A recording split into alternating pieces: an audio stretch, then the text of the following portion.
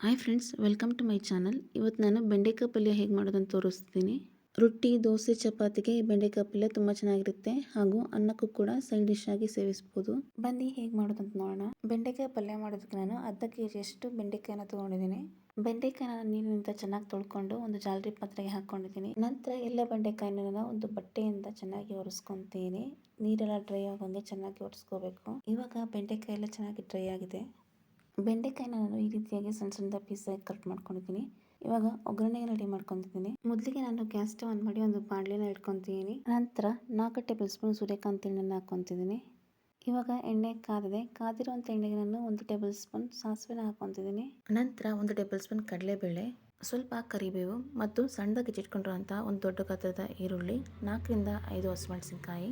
ಈರುಳ್ಳಿನ ಹಾಕಿದ್ಮೇಲೆ 1 ನಿಮಿಷ ಫ್ರೈ ಮಾಡ್ಕೊಂಡ್ರೆ ಸಾಕು. ಇವಾಗ ಈರುಳ್ಳಿ ಚೆನ್ನಾಗಿ ಫ್ರೈ ಆಗಿದೆ. ನಾನು ಇವಾಗ ಹೆಚ್ಚಿಟ್ಕೊಂಡಿರೋಂಥ ಬೆಂಡೆಕಾಯಿನ ಹಾಕೊತಿದ್ದೀನಿ. ಗ್ಯಾಸ್ನ ಮೀಡಿಯಂ ಫ್ಲೇಮಲ್ಲಿ ಇಟ್ಟು 3 to 5 ಮಿನಿಟ್ಸ್ ಫ್ರೈ ಮಾಡ್ಕೊಂಡ್ರೆ ಸಾಕು. ಬೆಂಡೆಕಾಯಿ ಚೆನ್ನಾಗಿ ಫ್ರೈ ಆಗುತ್ತೆ. ಬೆಂಡೆಕಾಯಲ್ಲಿರುವ ಲೋಳೆ ಅಂಶ ಎಲ್ಲ ಹೋಗೋವರೆಗೂ ಚೆನ್ನಾಗಿ ಫ್ರೈ ಮಾಡ್ಕೋಬೇಕು. ಇವಾಗ ಚೆನ್ನಾಗಿ ಫ್ರೈ ಮಾಡ್ಕೊಂಡಿದ್ದಾಗಿದೆ. ಇವಾಗ ನೀವು ನೋಡ್ಬೋದು ಯಾವ ರೀತಿ ಬೆಂಡೆಕಾಯಿ ಉದುರಾಗಿದೆ ಅಂತ, ಹಾಗೂ ಲೋಳೆ ಅಂಶ ಕೂಡ ಇಲ್ಲ.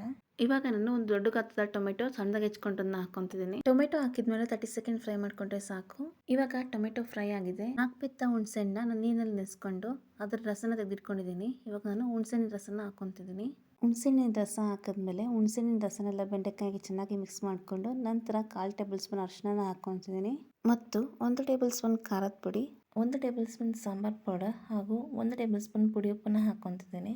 ಇವಾಗ ನಾನು ಚೆನ್ನಾಗಿ ಕಲಿಸ್ಕೊತಾ ಇದ್ದೀನಿ. ಇದರಿಂದ ಖಾರ ಮತ್ತು ಉಪ್ಪು ಎಲ್ಲ ಕಡೆಗೂ ಚೆನ್ನಾಗಿ ಹರಡುತ್ತೆ. ಇವಾಗ 60% ಅಷ್ಟು ಬೆಂಡೆಕಾಯಿ ಚೆನ್ನಾಗಿ ಬೆಂದಿದೆ. ನಾನು ಇವಾಗ ಈ ಅಳತೆಯ ಕಪ್ಪಲ್ಲಿ 2 ಕಪ್ ನೀರನ್ನ ಹಾಕೊತಿದ್ದೀನಿ. ನೀರನ್ನ ಹಾಕಿದ್ಮೇಲೆ ಚೆನ್ನಾಗಿ ಕಲಿಸ್ಕೊಂಡು ನಾನು ಗ್ಯಾಸ್ನ ಲೋ ಫ್ಲೇಮಲ್ಲಿ ಇಟ್ಟು 5 ರಿಂದ 8 ನಿಮಿಷ ಬೆಂಡೆಕಾಯಿ ಬೇಯಲಿಕ್ಕೆ ಬಿಡಬೇಕು. ಕೊನೆಯದಾಗಿ ಸ್ವಲ್ಪ ಕಾಯಿ ತುರಿ ಹಾಗೂ ಸಂಬಸಪ್ಪನ್ನ ಹಾಕೊತಿದ್ದೀನಿ. ಕಾಯಿ ತುರಿ ಮತ್ತು ಸಂಬಸಪ್ಪನ್ನ ಬೆಂಡೆಕಾಯಿ ಪಲ್ಯಕ್ಕೆ ಚೆನ್ನಾಗಿ ಮಿಕ್ಸ್ ಮಾಡ್ಕೊತಿದ್ದೀನಿ. ಇವಾಗ ಬೆಂಡೆಕಾಯಿ ಎಲ್ಲ ಚೆನ್ನಾಗಿ ಬೆಂದಿದೆ ಹಾಗೂ ಕಲರ್ ಕೂಡ ಚೇಂಜ್ ಆಗಿದೆ. ಇವಾಗ ನೀವು ನೋಡ್ಬೋದು ತುಂಬಾ ಸ್ಪೈಸಿ ಅಂಡ್ ಜ್ಯೂಸಿ ಆದ ಬೆಂಡೆಕಾಯಿ ಪಲ್ಯ ರೆಡಿ ಆಗಿದೆ. ನಾನೀ ಒಂದು ಬೆಂಡೆಕಾಯಿ ಪಲ್ಯನ ದೋಸೆಗೆ ಮಾಡಿದ್ದೀನಿ. ನೀವು ರೊಟ್ಟಿ, ಚಪಾತಿ ಹಾಗೂ ಅನ್ನಕ್ಕೂ ಕೂಡ ಮಾಡ್ಬೋದು. ದೋಸೆ ರೆಸಿಪಿ ವಿಡಿಯೋ ಬೇಕಂದ್ರೆ ಈ ವಿಡಿಯೋ ಕೊನೆಯದಲ್ಲಿ ಹಾಕಿರ್ತೀನಿ ನೋಡಿ. ಈ ಒಂದು ಬೆಂಡೆಕಾಯಿ ಪಲ್ಯ ರೆಸಿಪಿ ವಿಡಿಯೋ ನಿಮಗೆ ಇಷ್ಟ ಆದಲ್ಲಿ ಪ್ಲೀಸ್ ಸಪೋರ್ಟ್ ಮತ್ತು ಸಬ್ಸ್ಕ್ರೈಬ್ ಮಾಡ್ಕೊಳ್ಳಿ ನನ್ನ ಚಾನಲ್ನ. ಮತ್ತೆ ನೆಕ್ಸ್ಟ್ ರೆಸಿಪಿ ವಿಡಿಯೋ ಒಂದಿಗೆ ಸಿಗ್ತೀನಿ. Thank you.